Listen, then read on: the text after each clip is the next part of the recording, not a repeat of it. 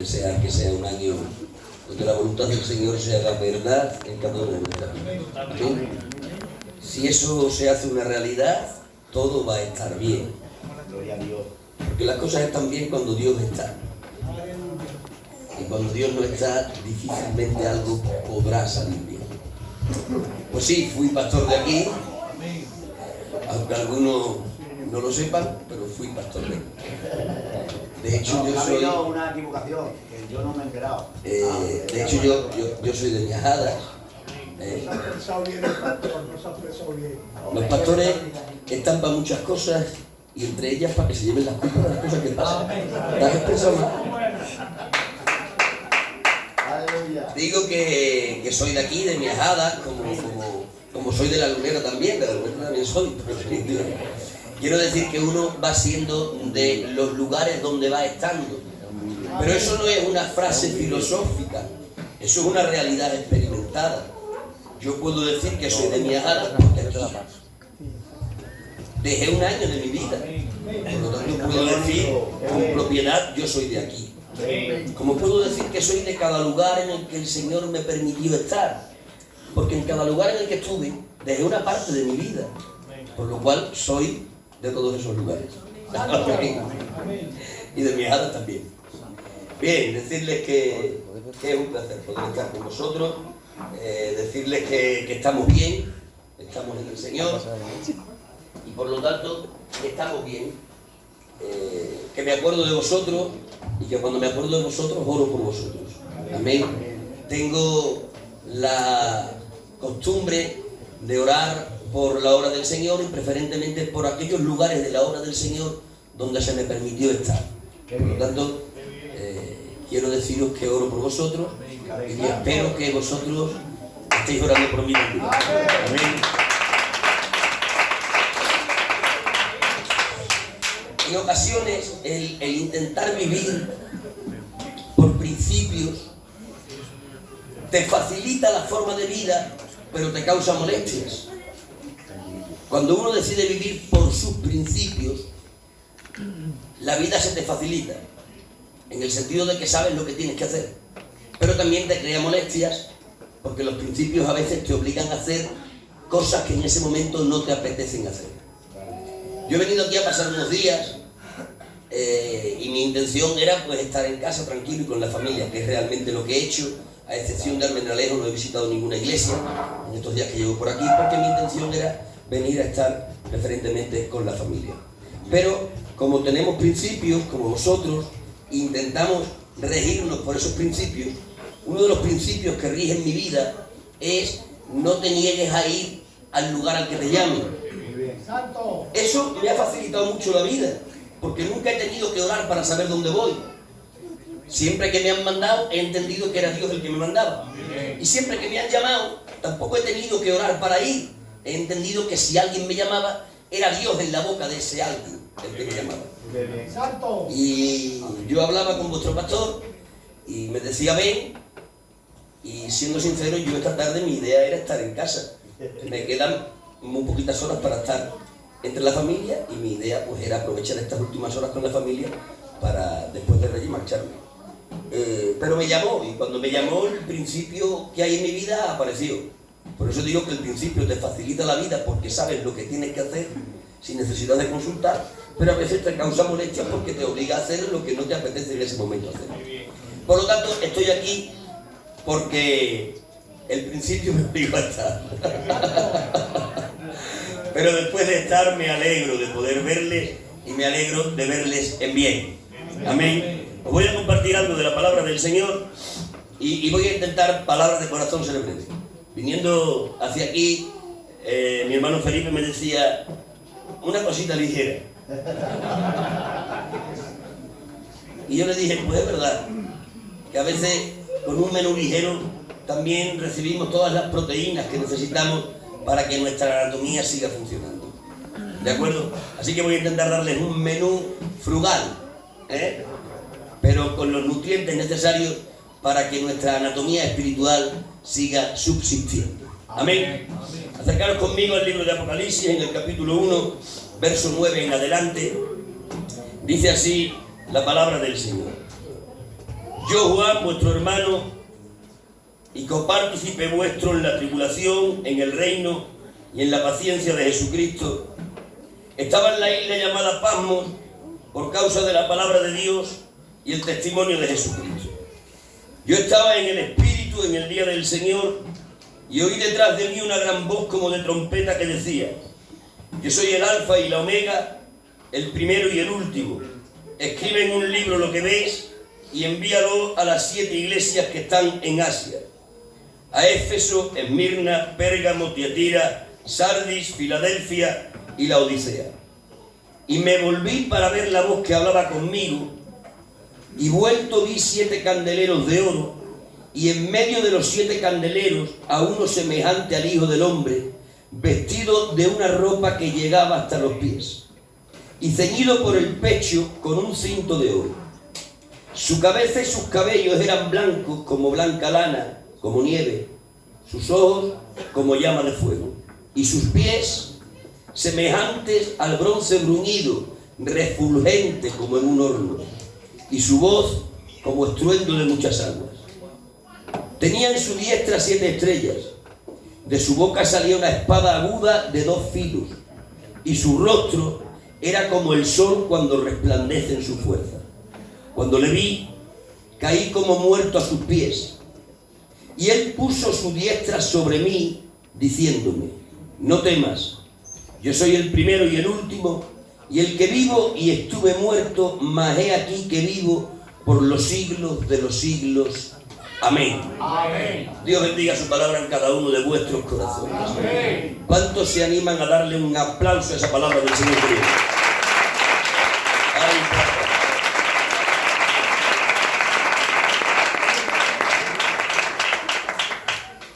voy a hablarles de 3 cosas fundamentalmente acerca del texto que acabamos de leer.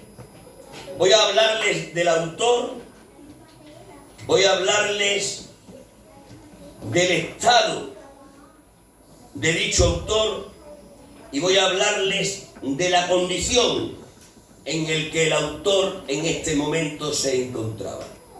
Autor, estado y condición.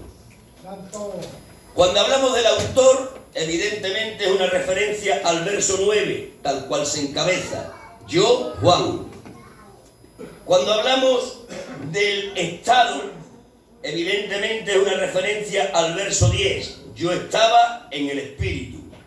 Y cuando hablamos de la condición, estamos hablando de lo que se nos describe en el verso 17, cuando le vi, caí como muerto a sus pies.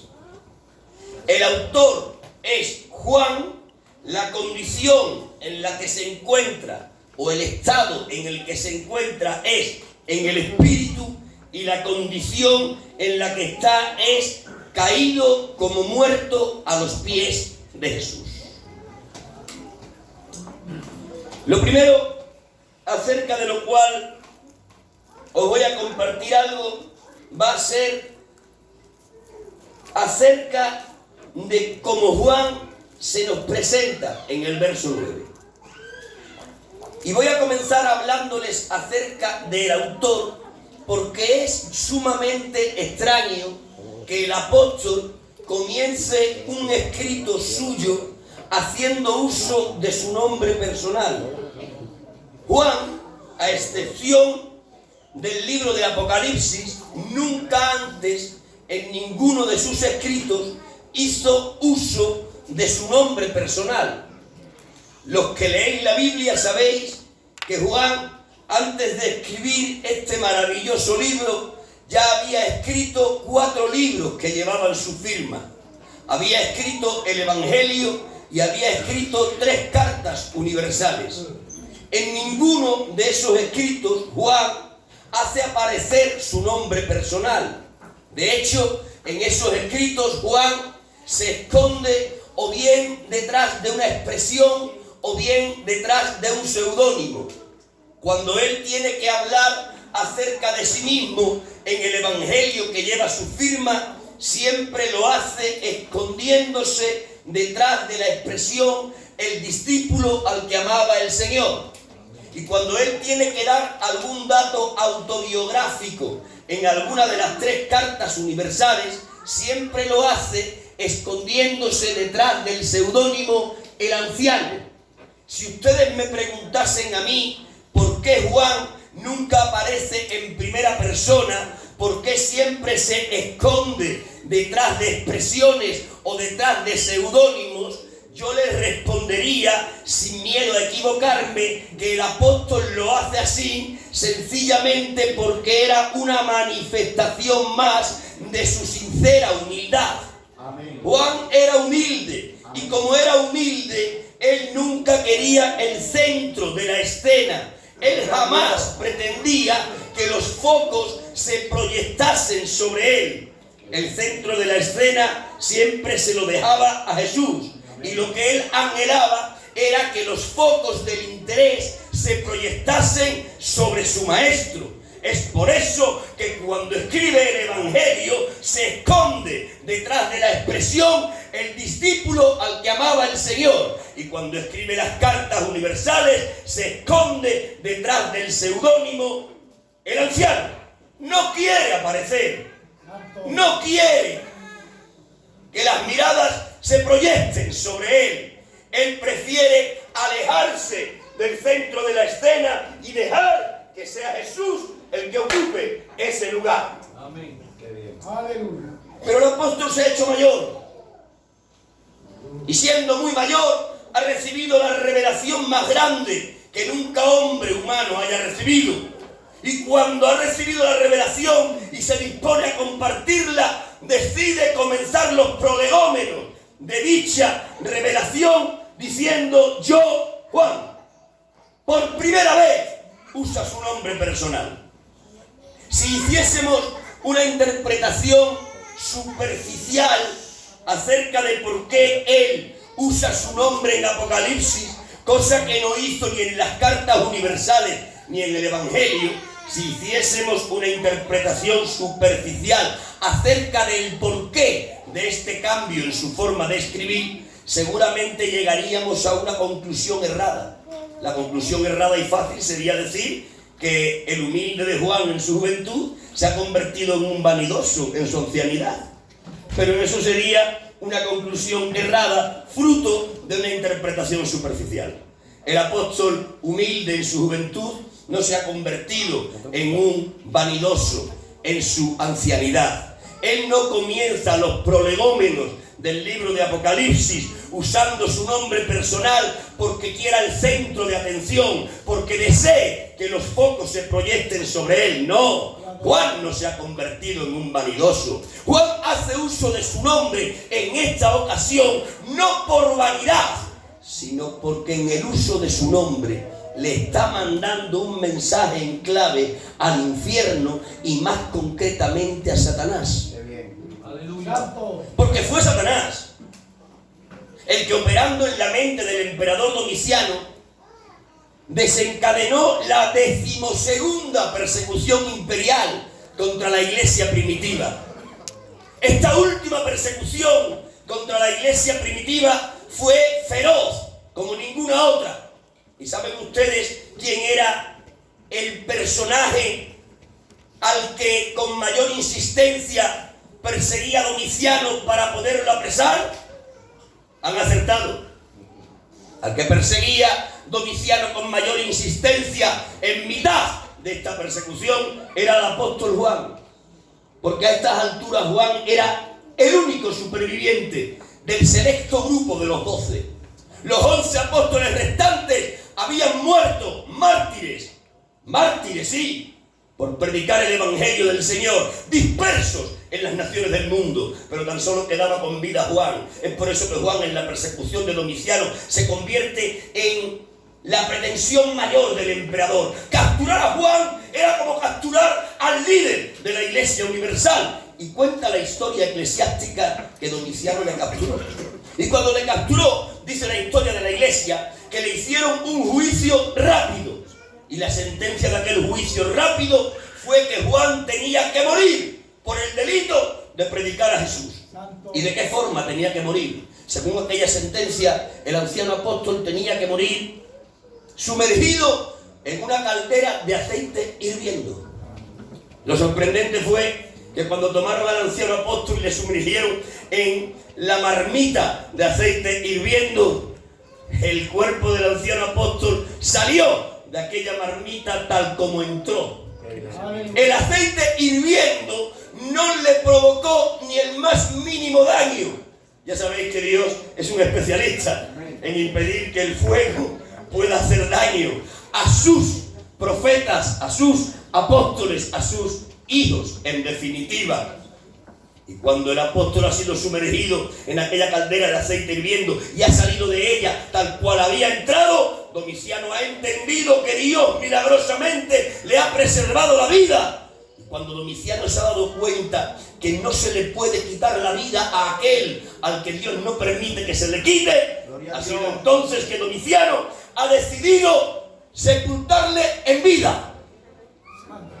Porque miren, Patmos, que era y es actualmente una pequeña isla que está en mitad del mar Egeo, que en aquel entonces era una isla completamente rocosa, desprovista de cualquier vestigio de vida. Aquella isla había sido designada por el Imperio Romano para ser una cárcel sin rejas. Una cárcel sin rejas para los peores delincuentes, para los peores criminales, para los peores dementes del imperio. Y Domiciano, cuando vio que la muerte no podía hincar sus dientes en el anciano apóstol, decidió y dijo: ya que no te puedo sepultar muerto, te voy a sepultar vivo.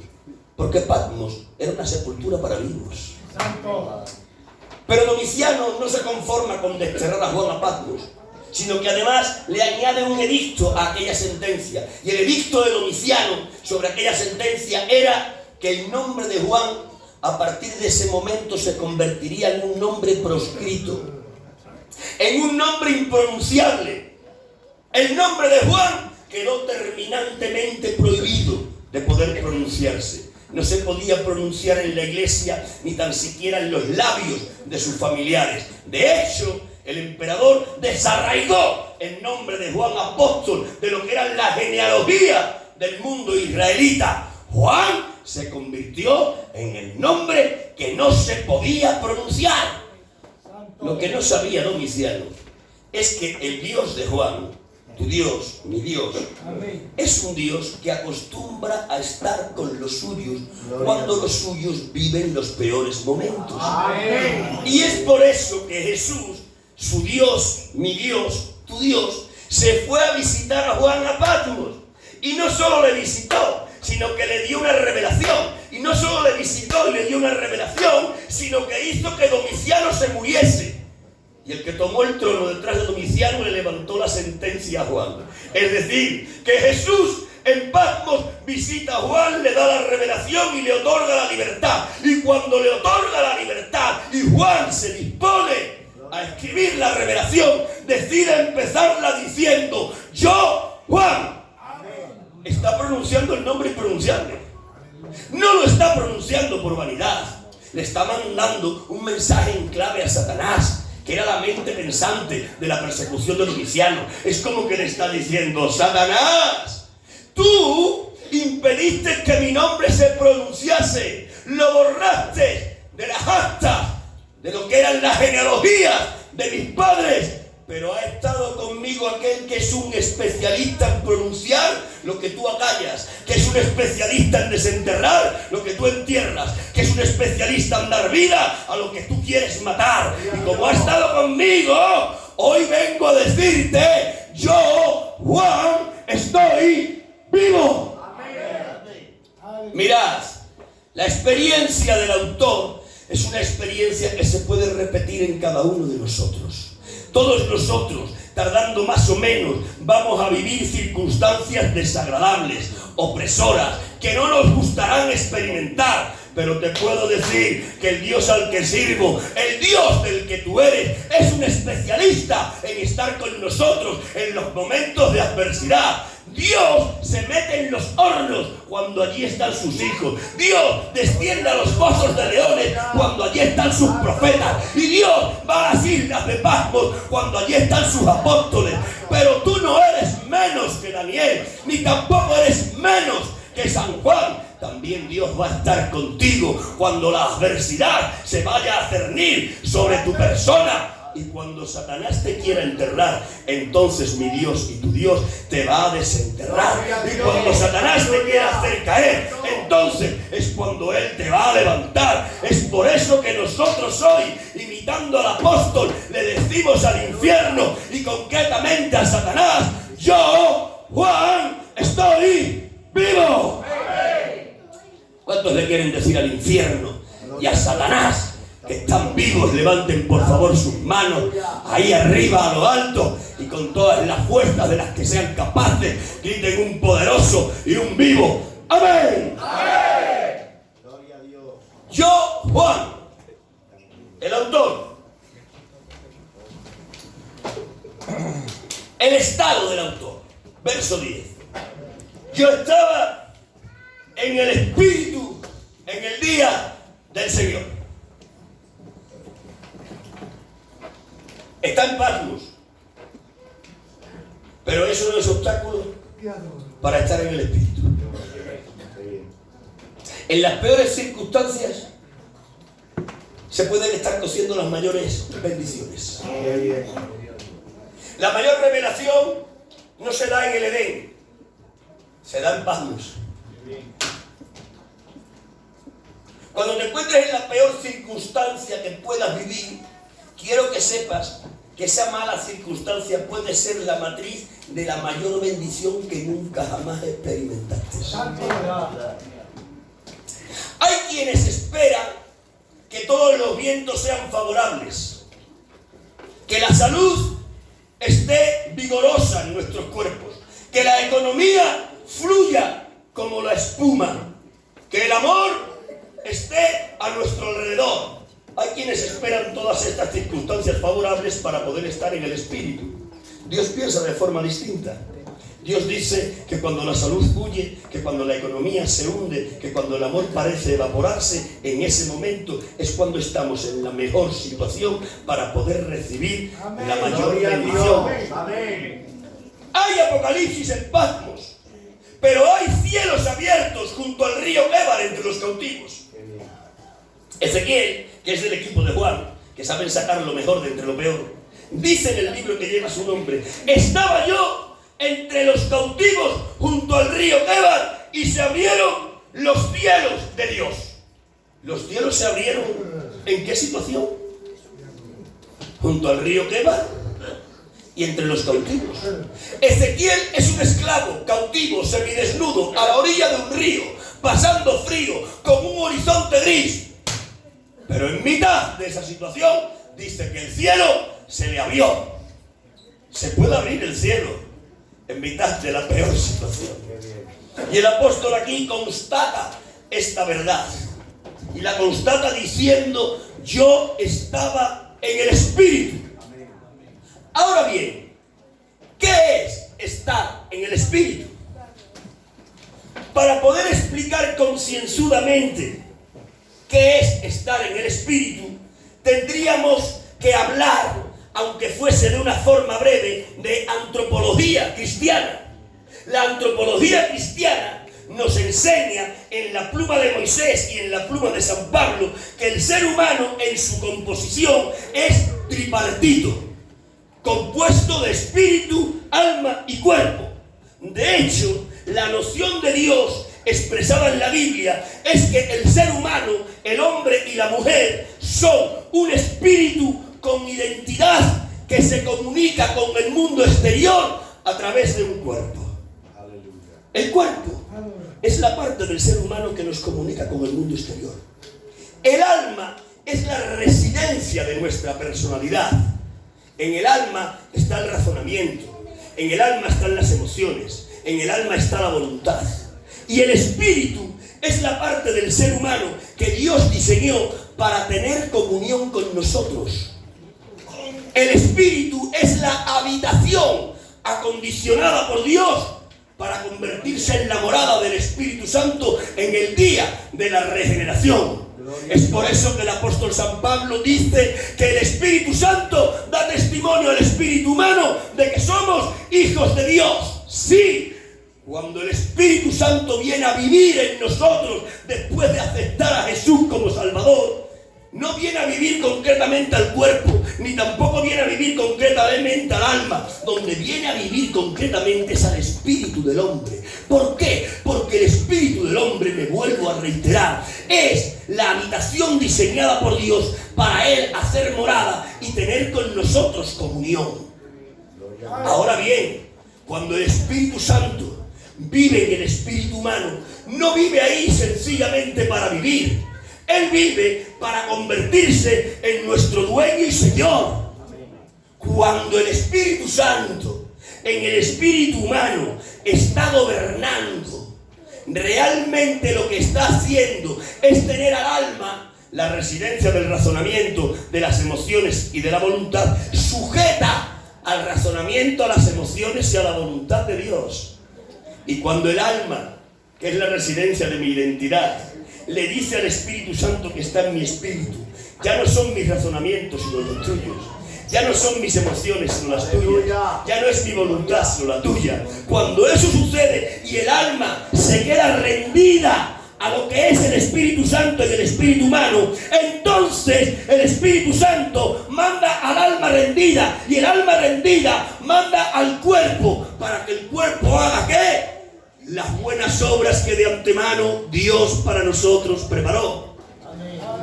¿Qué les quiero decir con todo esto? Les quiero decir que estar en el Espíritu no es una experiencia mística que se puede desarrollar en una ceremonia religiosa. Estar en el Espíritu es mucho más que entrar en una habitación semioscura, poner una música suave, levantar las manos, un rostro de no haber roto nunca un plato.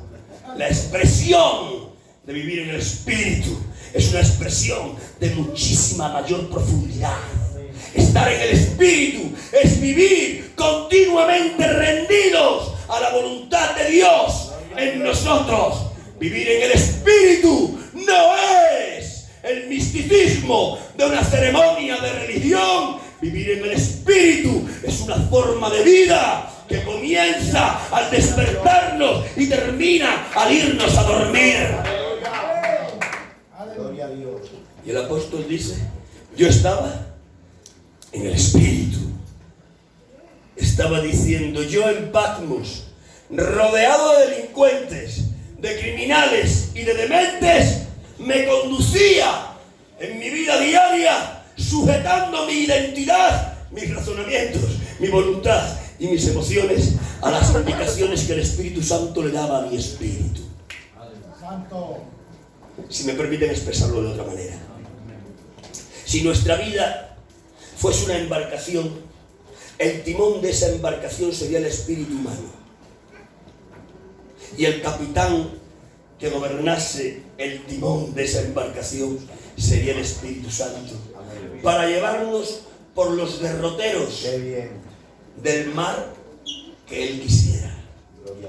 ¿Cuántos en esta tarde aquí quisieran hacer de vivir en el Espíritu una forma de vida? ¿Cuántos de aquí quieren entregar el timón de la embarcación de sus vidas para que el capitán llamado Espíritu Santo nos lleve donde nos quiera llevar? Levanten por favor sus manos, griten un poderoso y un vivo ¡amén! ¡Amén! Yo estaba en el Espíritu en el día del Señor. Ese es el estado en el que se encontraba el autor. Pasemos a terminar mirando la condición del autor. Verso 17. Cuando le vi, caí como muerto a sus pies. Esa condición, caído como muerto y a los pies del Señor, es la condición ideal en la que Dios quiere que todos nosotros estemos. Caídos como muertos y a los pies del Señor. Solo en esa condición le somos útiles al Señor. Amén. Nadie le es útil al Señor en la plenitud de su vida y de su vigor. Nadie le es útil al Señor en pies por sus propias fuerzas. Para hacerles útiles al Señor, para pasar a engrosar las filas de su ejército, tenemos que estar caídos como muertos y a sus pies. Amén. Ahora bien, para llegar a esa condición que nos permitirá ser soldados del ejército de Dios, para llegar a esa condición que nos permitirá ser efectivos en las manos del Señor, porque vuelvo a reiterar esto, no vas a ser efectivo en las manos del Señor a menos que estés caído como muerto y a sus pies. En el ejército de Dios no valen los fuertes sino los débiles. En el ejército de Dios no valen los independientes sino los dependientes. En el ejército de Dios no valen los que están erguidos sino caídos. Para ser parte del ejército de Dios, vuelvo a subrayar y a insistir en ello, hace falta estar caído como muerto y a sus pies. Pero para llegar a esa condición que nos hace útiles, es preciso antes haber visto al Señor. Eso dice el contexto anterior. Pero para ver al Señor, dice el contexto anterior, que es preciso antes haber oído al Señor. Pero para oír al Señor, dice el contexto más anterior, que es preciso estar en el Espíritu del Señor. Déjenme hacerles una narrativa rápida para que ustedes entiendan qué es lo que deben de hacer para poder llegar a estar caídos como muertos y a los pies del Señor, para que en esa condición le puedan ser útiles a su Señor. Para llegar ahí, les hará falta, como les he dicho, ver al Señor. No de cualquier manera, le tendrán que ver de forma pormenorizada. Ahora les explicaré eso. Pero antes de verles de forma pormenorizada, ustedes tendrán que haber escuchado al Señor. Pero antes de escuchar al Señor, ustedes tendrán que cumplir con un requisito previo, y es estar en el Espíritu. El apóstol ha dicho en el verso 10, que ya lo hemos narrado, que él estaba en el Espíritu. Y a continuación dice, y oí. ¿Por qué oyó? Porque estaba en el Espíritu. Amén. Hay muchos hoy que equivocadamente dicen, Dios no habla. Yo más bien digo, el pueblo no escucha. Muy bien. Amén. Dios no ha dejado de hablar. Gloria a Dios. Es el pueblo el que ha dejado de escuchar. Santo. Al pueblo se le ha engrosado el oído y ha quedado incapacitado para entender la voz de Dios. ¿Por qué? Porque no cumple el requisito previo para oír y entender a la voz de Dios. Requisito previo que es estar en el Espíritu. Solo los que están en el Espíritu están capacitados para oír y entender la voz de Dios. Por eso el apóstol, en un orden doctrinal correcto, dice: